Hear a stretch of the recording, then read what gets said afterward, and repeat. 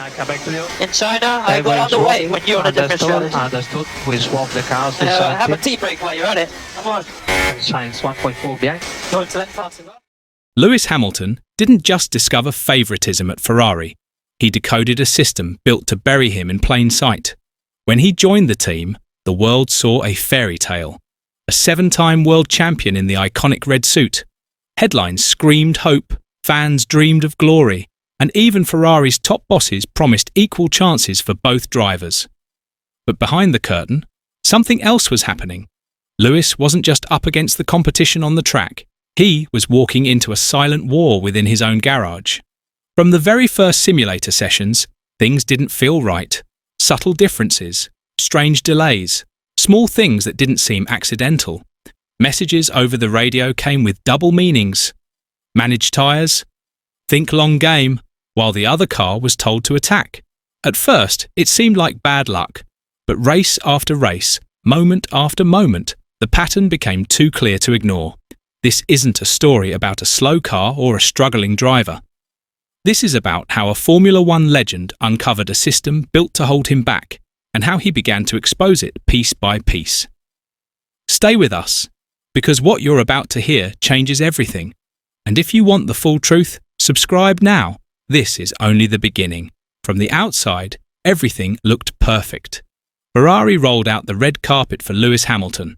Smiles, handshakes, carefully crafted welcome videos, and the official line repeated everywhere. Both drivers will be treated equally. It was the image of unity, the perfect PR moment. But behind the cameras, behind the press releases, a different truth was already taking shape. From day one, Charles Leclerc wasn't just another driver. He was the chosen one, the golden boy of Maranello, the one Ferrari had been building around for years. While Lewis was introduced with fanfare, insiders say the real strategy had already been decided. And it didn't include true equality. It was subtle at first. The way Leclerc's team was more settled, more familiar, while Lewis was surrounded by new engineers and rotated staff. The way Leclerc's feedback moved swiftly into car development, while Hamilton's requests sat under evaluation. People close to the team whispered what Lewis had already started to feel. This was never an equal partnership. It only looked like one from the outside. As Lewis tried to settle in, he did what any great driver would. He focused on understanding the car. The SF25 had clear weaknesses, especially at the rear.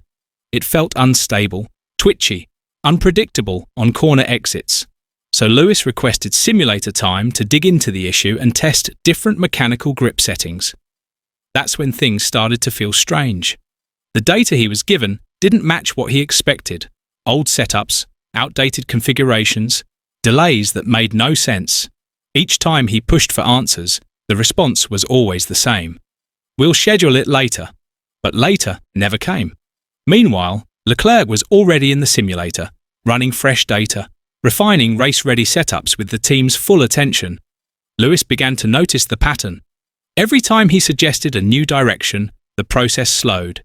Every time Leclerc did, things moved fast. One quiet afternoon, walking out of the simulator room, Hamilton said something that stuck. "Why are my inputs always in beta mode?" That was the first real sign. The trap wasn't coming, it had already been set. As the season moved on, Lewis began to hear it in the radio messages too. Not just what was said, but how it was said. During races, when he was closing in on Leclerc, the call would come. Manage tyres, think long game. But for Leclerc, in the exact same situation, the tone changed. Push now, target lap time. It didn't take an expert to see the difference. One was told to hold back, the other to attack. At first, it could have seemed like coincidence, but Lewis had been in F1 long enough to know better. Then came the other signs. Sudden shifts in delta, his lap times mysteriously slowing. Brake bias adjustments that didn't match his inputs. Tyre pressures slightly out of range. Not enough to cause alarm, but just enough to dull his edge. When questioned, engineers brushed it off. Standard procedure, they'd say. But telemetry told a different story. These weren't accidents. They were patterns, quiet signals woven into strategy. One insider put it simply. The orders are disguised, but the message is loud. Hold back. And Lewis heard it loud and clear. It wasn't just the car or the radio messages. Inside the garage, the atmosphere had changed too. Lewis noticed his race engineer's tone shift. What once felt like teamwork started to feel cold, distant. During races, the messages became shorter, less informative. No more back and forth, just clipped instructions and long silences. Meanwhile, Leclerc's side of the garage buzzed with energy. Constant updates, live strategy calls, encouragement at every corner. In the post-race debriefs, the imbalance continued. Leclerc's feedback was acted on almost immediately. New parts, set-up tweaks, all tailored to his driving style. But Lewis?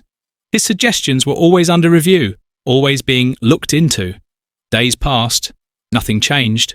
Then came the staffing rotations. Key engineers that could have helped Hamilton settle were swapped out. New faces, unfamiliar with the car, unfamiliar with Maranello's inner circle. It made everything harder. He wasn't building a team, he was adjusting to a system designed without him in mind. One team member summed it up perfectly. Leclerc has a fortress. Hamilton? Temporary housing. And Lewis knew he was in enemy territory wearing the same uniform. After the tension in the garage, the next wave hit from outside, through headlines and camera flashes.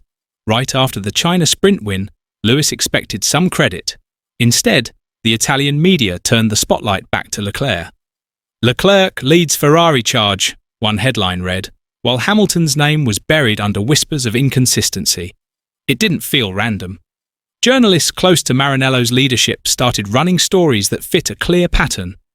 Strategic leaks painted Lewis as the outsider struggling to adapt, while Leclerc was portrayed as the steady hand guiding Ferrari forward. These weren't just articles, they were tools. They shaped the way sponsors viewed the team, they shifted how fans talked online, and slowly they tilted the public perception. Hamilton noticed. His press interactions became colder, less emotion, more control, no slip-ups, no sound bites to be twisted, just sharp, measured responses.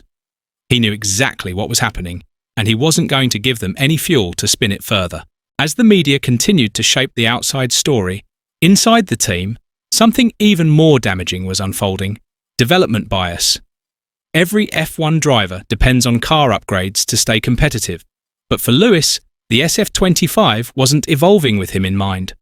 Behind the scenes, the tweaks and improvements, floor adjustments, suspension changes, aerodynamic shifts, all matched Leclerc's driving style. Aggressive rotation at the rear, sharp turn-ins, perfect for Charles. But for Lewis, who preferred more rear stability to manage long stints, his requests hit a wall. Every time he raised a concern, the answer was the same. We're facing resource constraints, or we'll evaluate it later. But later never came. While Leclerc's side got faster, Hamilton found himself pushing riskier setups just to keep up. The telemetry didn't lie. He was driving closer to the edge, using more tyre, fighting the car rather than driving it. It wasn't just about speed anymore. It was about survival in a car being built for someone else. Then came Imola, the race that said everything without needing a single headline. On paper, it looked like just another Grand Prix. But for Lewis Hamilton, it was the moment the mask truly fell off. As Leclerc chased the podium, his radio buzzed with instructions, updates, real-time strategy. Every move sharpened to get him closer to the front. Meanwhile, Hamilton sat stuck behind slower cars waiting. When he asked about an undercut or an alternate tyre strategy, silence. Then, finally, hold position. No urgency, no creativity, no backup plan. His pit stop came late, long after any real advantage was gone. There was no mistake here, no miscommunication. The pit wall didn't forget him, they ignored him. The body language in the garage, the tone in his engineer's voice, the lack of fight, it all pointed to one harsh truth. This wasn't racing politics, it was a direct message. You're not the priority here. And for a 7-time world champion, that realization cut deeper than any defeat. But Hamilton didn't come to Ferrari to stay silent, and after Imola, something shifted. He stopped waiting and started acting. Behind closed doors, Lewis began bypassing the usual chain of command, holding direct talks with Ferrari's top technical directors. No more going through filtered voices. And quietly, he reconnected with trusted engineers from his Mercedes days. People who knew his style, his mindset, and, most importantly, how to dig into car data without the red tape. These weren't casual conversations, they were strategic moves. A senior source close to the team revealed, "He's gathering leverage. If this continues, he won't just walk away, he'll go public, and Ferrari knows the damage that could cause." Inside Maranello, the pressure is building. Do they keep shielding Leclerc and hope the world doesn't notice? Or do they risk open conflict with the biggest name in Formula One? Either way, the balance is tipping. And the lion they tried to tame is finally ready to roar. Hamilton didn't come to Ferrari to retire quietly. He came with fire, with purpose, and now, with the truth exposed, he's just getting started. What we've seen so far is only the beginning. This isn't just about racing anymore, it's about pulling the curtain back on a system that never planned to let him win. And trust me, the next chapters will go even deeper. If you believe this story needs to be heard, if you believe the truth matters, then like, comment, and subscribe, because what's coming next will shake the world of Formula One.